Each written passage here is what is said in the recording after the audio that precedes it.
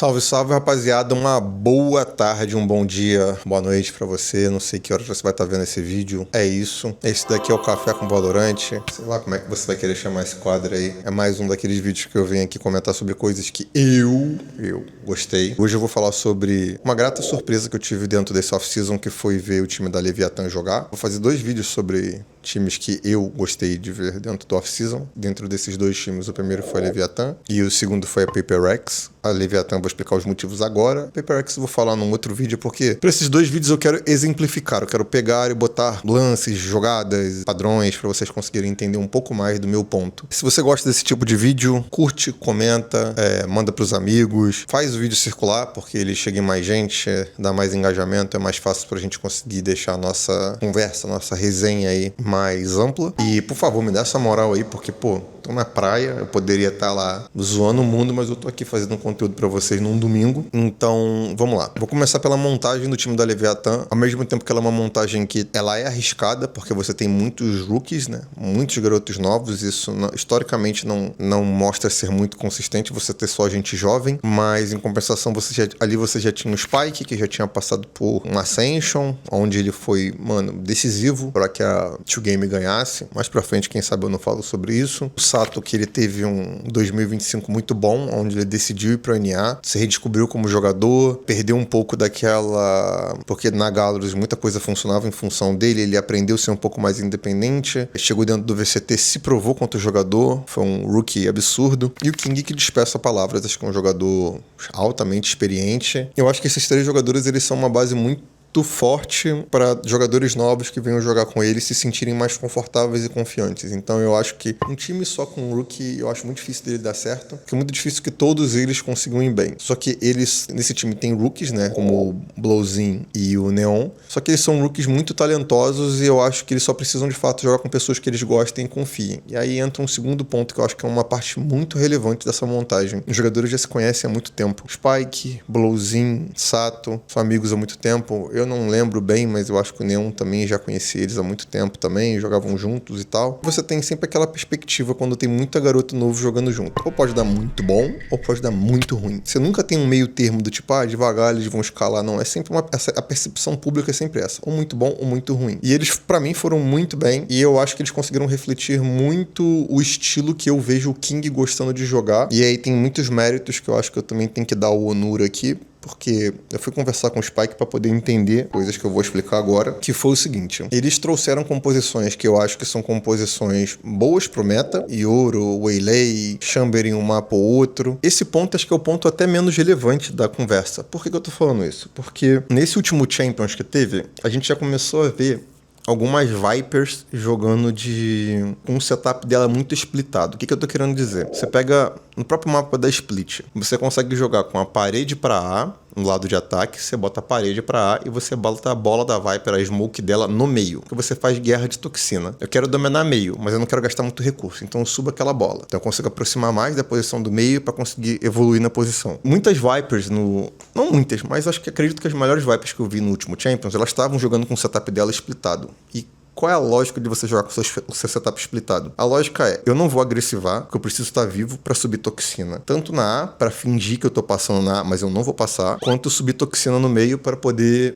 facilitar a vida do meu time. Então, ora, eu posso estar só subindo a toxina no meio para fingir que eu vou dominar meio, e eu não vou dominar meio, eu vou dominar A com o meu time. Em um outro momento, eu deixo às vezes só alguém vendendo uma falsa informação no meio, e em outro momento eu posso só não jogar na A, subir minha parede na A, fingir que eu vou dominar a A e subir minha toxina no meio e deixar meu time jogar no meio. Então, essa Viper, ela precisa jogar de uma forma bem mais passiva dentro do jogo, porque ela não pode ficar arriscando a tentar infiltrar, morrer, perder o setup dela cedo, abrir um gap no mapa. Então, essa Viper, ela realmente se torna um sentinela, só que ela se torna aquele sentinela mais passivo, que não joga. E o tempo inteiro, quando você vê o Spike jogando com agentes diferentes, você vê ele jogando com agentes que ele consegue imprimir ritmo de jogo. Então, quando eu fui telar essa Leviathan, eu já olhei isso de cara, falei, cara, ele tá jogando com setup splitado. E por que esse setup splitado ele foi tão bom pra eles e bom pra esse meta. Nesse meta, os iniciadores eles perderam muita força porque o reset deles mudou, dobrou o tempo. Então, se o iniciador ele larga um recurso qualquer ali no meio, um olho da fade pra poder,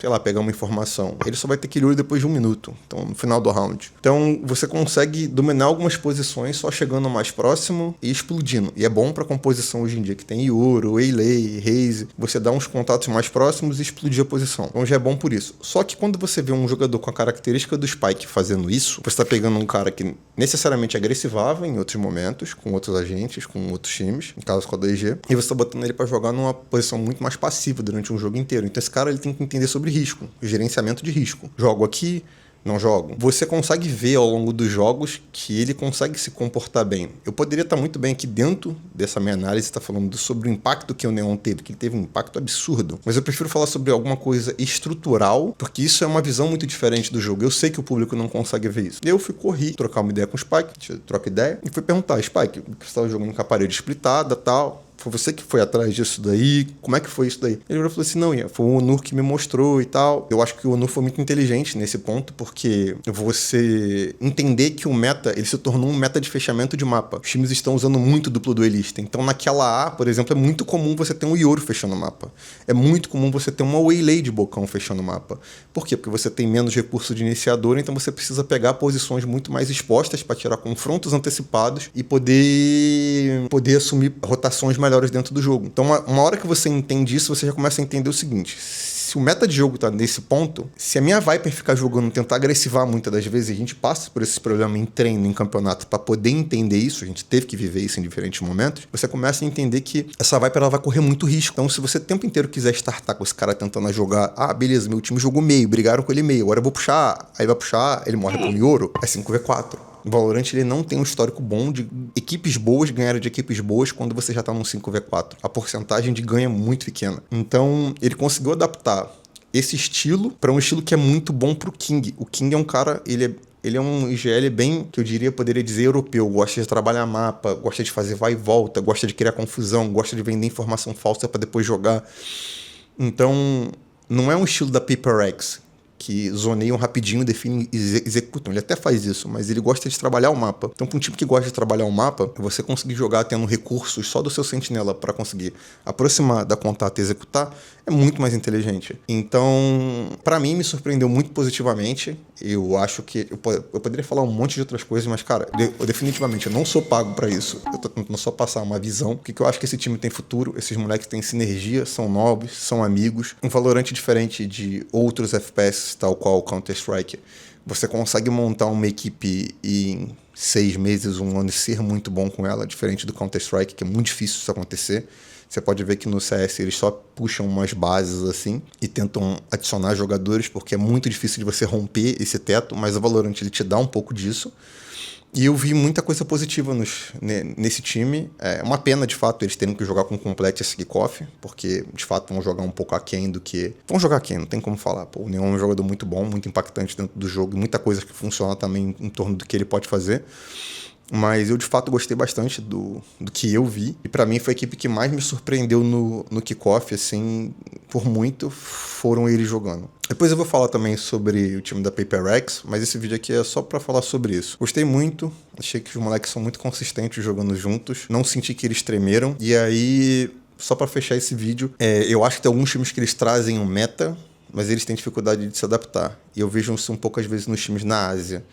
Por exemplo, a DRX, eles inventaram esse meta de Waylay e Yoro. Só que, por exemplo, se vocês pegarem esse último jogo que teve da Leviathan contra a DRX na Split, eles inventaram um meta, e nesse meta é muito difícil de você segurar B na Split do pilar, onde normalmente aquele controlador fica pulando e pegando informação. É muito difícil de você segurar dali contra essa composição de Waylay, porque a Waylay, a partir do momento que ela entrou na boca da garagem, se ela der double dash e ela te jogar a bubble no pé, você tá morto. Que o follow-up é tão rápido e você não vai conseguir fazer nada que ela vai te arrebentar.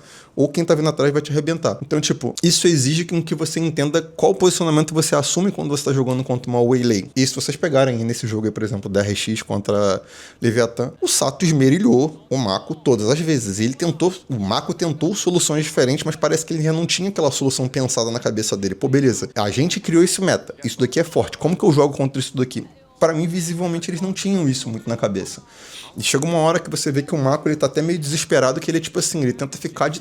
Ele tenta, não sei se ele fica de reta em cima da caixa de madeira ali na B, mirando a entrada. E, mano, é óbvio que ele vai perder pra uma galera que tiver muita mira ali, porque a galera já vai estar entrando ligada ali. Então, você consegue ver que, às vezes, algumas equipes, elas criam um meta, mas elas sofrem dificuldade de adaptação. E eu vou falar sobre isso depois também no vídeo da PaperX também, sobre o que eu vi nessas finais contra a Gen.G. É isso, mais uma vez aí. Curte, compartilha, se não gostou, não comenta nada, segura pra você a sua opinião. E no mais é isso, rapaziada. Tamo junto, bom final de ano pra todo mundo. Se você já vai estar vendo esse vídeo no ano que vem, ou se esse vídeo for postado só no ano que vem, um feliz 2026 pra gente. Tamo junto.